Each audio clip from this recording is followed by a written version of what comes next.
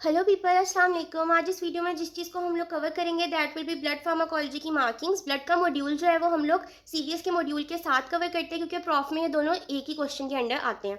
अब अगर हम लोग ब्लड के मॉड्यूल की बात करें तो मिनी कैटजंग में ब्लड के मॉड्यूल के 3 चैप्टर्स हैं, दैट इज चैप्टर 33, 34 एंड 35।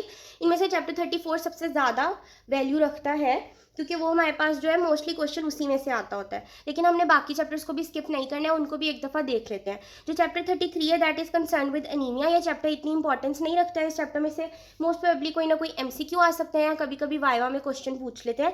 ये चैप्टर इतना इंपॉर्टेंट नहीं है। इस चैप्टर को कवर करने के दो तरीके हैं। या तो आप चैप्टर जो मिनी कैटजंग में चैप्टर के एंड के ऊपर टेबल बना हुआ है उसको कवर कर लें, that will be more than enough. अगर नहीं आपने अंदर से पढ़ना है तो फिर आप इसके अंदर छोटी छोटी चीज़ें पिक करेंगे। लाइक आयरन का रोल देख रहे हैं तो आयरन का ट्रांसपोर्ट, स्टोरेज, एलिमिनेशन, ये सारी चीज़ें वो है जो हम लोग फिजियोलॉजी में कवर कर चुके हैं। सिंस हम लोग फार्माकोलॉजी पढ़ रहे हैं तो हमारा मेन कंसर्न इज ड्रग। ठीक है, आपने यहाँ से देखना है कि किस किस फॉर्म में आयरन को यूज़ किया जा रहा है और किस टाइप ऑफ अनीमिया में यूज़ किया जा रहा है, इसकी टॉक्सिसिटी क्या है, और अगर इसकी टॉक्सिसिटी हो गई है तो हम उसको ट्रीट कैसे करेंगे। फिर हमारे पास विटामिन B12 है, इसको हम क्या क्लिनिकल यूज़ है, हम किस फॉर्म में यूज़ करते हैं, क्या टॉक्सिसिटी है। फॉलिक एसिड उसका भी सेम, इसका क्या क्लिनिकल यूज़ है, इसकी क्या टॉक्सिसिटी है, हम इसको किस फॉर्म में यूज़ करते हैं, किस टाइप ऑफ अनीमिया में यूज़ करते हैं। हिमेटोपोइटिक ग्रोथ फैक्टर्स हैं, इसके अंदर कौन कौन से आते हैं, इरिथ्रोपोइसिस स्टिमुलेटिंग एजेंट्स आते हैं, उसके अलावा माइलोइड ग्रोथ फैक्टर्स आ जाएंगे, मेगा कैरियोसाइट ग्रोथ फैक्टर्स आ जाएंगे। अब इरिथ्रोपोइसिस स्टिमुलेटिंग एजेंट्स है, अगर आप इसको रीड करेंगे तो इसमें आपको पढ़ के ये आइडिया होगा कि उस टाइप ऑफ अनीमिया या उस टाइप के पेशेंट में देंगे जिसको अनीमिया के साथ साथ रीनल फेलियर भी होगा। ठीक है, तो ये छोटी छोटी चीज़ें आपने इस तरह करके पिक कर लेनी है। माइलोइड ग्रोथ फैक्टर में फिल्ग्रेस्टिन, सेरग्रामोस्टिन की ड्रग्स आ जाती हैं। कौन सी, अगर ल्यूकोसाइट हमारे पास डेफिशिएंसी है तो हम लोग फिल्ग्रेस्टिन देते हैं। अगर ओवरऑल हमारे पास ब्लड सेल्स की डेफिशिएंसी है तो हम लोग सारग्रामोस्टिन देते हैं। ये छोटी छोटी चीज़ें हैं। और प्रेल्विकन की बात करते हैं तो ये इडियोपैथिक थ्रोम्बोसाइटोपिनिया को ट्रीट करने के लिए देते हैं। उसके अलावा आपने इसके एमसीक्यूज तो कवर कर ही देने हैं। फिर आ जाते हैं चैप्टर 34 के ऊपर। Chapter 34 is very very very important. इस चैप्टर को आपने टोटली मिनी कैटजंग से जो है वो कवर करना है। इसकी हर एक पॉइंट को कवर करना है। मोस्टली क्वेश्चन इसी में से पूछा जाएगा अगर हमारे पास ब्लड के मॉड्यूल में से कोई सवाल आएगा भी तो। अब इसके अंदर आपने क्या करना है कि इसकी क्लासिफिकेशन अच्छे से कर लेनी है। कौन कौन सी ग्रुप में कौन कौन सी ड्रग्स आती हैं वो आपने साथ साथ देख लेनी है। उसके बाद हम लोग आ जाते हैं इसकी डिटेल के ऊपर। डिटेल में सबसे पहले हमारे पास एक तो आपने हाई यील्ड टर्म्स लाजमी कर लेनी है। फिर आते हैं हेपरिन की तरफ। हेपरिन में आपको पता होना चाहिए कि इसकी दो टाइप्स हैं, low molecular weight, high molecular weight. उन दोनों में क्या डिफरेंस होता है आपको ये पता होना चाहिए। हेपरिन का एंटीडोट, वारफेरिन का एंटीडोट, दोनों ही बहुत ज़्यादा इंपॉर्टेंट है। हेपरिन वारफेरिन में डिफरेंस बहुत ज़्यादा इंपॉर्टेंट है, यह आपने लाजमी करना है। फिर हेपरिन का मैकेनिज्म ऑफ एक्शन क्या है, ठीक है। इनकी हर एक लाइन जो है ना वो आपका एमसीक्यू बन सकती है। इसके क्लिनिकल यूज़ क्या है, कहाँ कहाँ इसको यूज़ करते हैं, इसकी टॉक्सिसिटी क्या हो सकती है और इसकी टॉक्सिसिटी को आप रिवर्स कैसे कर सकते हो।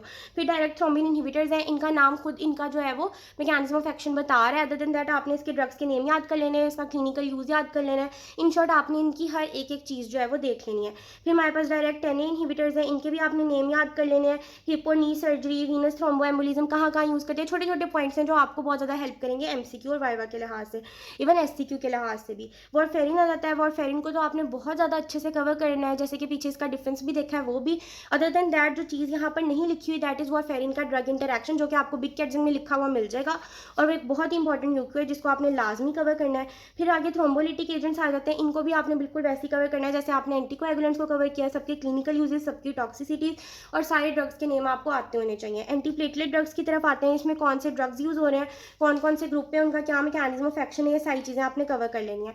अगर drugs used in bleeding disorder की बात करें तो ये इतने ज़्यादा इंपॉर्टेंट नहीं है, पर अगर आपने इनको कवर करना हो, ठीक है, तो आप इसको लिपिन कॉर्ड से भी देख सकते हैं या फिर आप इसको बिग कैटजंग से देख सकते हैं। अगर आप विटामिन के की बात करें तो विटामिन के में आपको ये पता होना चाहिए कि विटामिन के की 3 टाइप्स हैं। उन 3 टाइप्स का क्या क्या नेम है, हम उनको किस रूट के थ्रू देते हैं, ठीक हो गया। और विटामिन के किन पेशेंट्स के अंदर डेफिशिएंट होता है और किन पेशेंट्स में विटामिन के नहीं देना चाहिए। सेकेंड इज हमारे पास क्लोटिंग फैक्टर्स वाला, इसके अंदर हमारे पास हीमोफीलिया आ जाते हैं, ए बी एंड सी।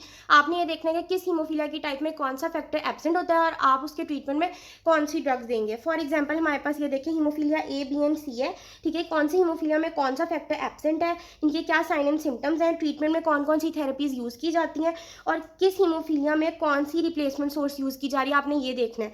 फिर उसके बाद आगे जो है इन्हीं थेरेपीज़ को एक्सप्लेन किया हुआ है कि कौन सी थेरेपी जो है वो कैसे यूज़ की जाती है, उसका क्या साइड इफ़ेक्ट है और उसके क्या एडवांटेजेस हैं, ये और किस डोज के ऊपर आप किसी भी थेरेपी को देते हैं।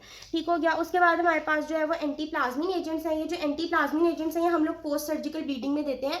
जिन पेशेंट को आफ्टर सर्जरी ब्लीडिंग होती है उन पेशेंट्स के अंदर हम लोग एंटी प्लाज्मिन एजेंट्स देते हैं और इसमें 2 तरह की हमारे पास ड्रग्स आ जाती हैं, that is aminocaproic acid and tranexamic acid. ठीक है, आपने इनको याद कर लेना और बाद में आपने इसके एमसीक्यूज कवर कर लेना। ये चैप्टर बहुत ज़्यादा इंपॉर्टेंट है, इसलिए आपने इसको अच्छे से कवर करना है। फिर उसके बाद नेक्स्ट हमारे पास जो है वो चैप्टर 35 है।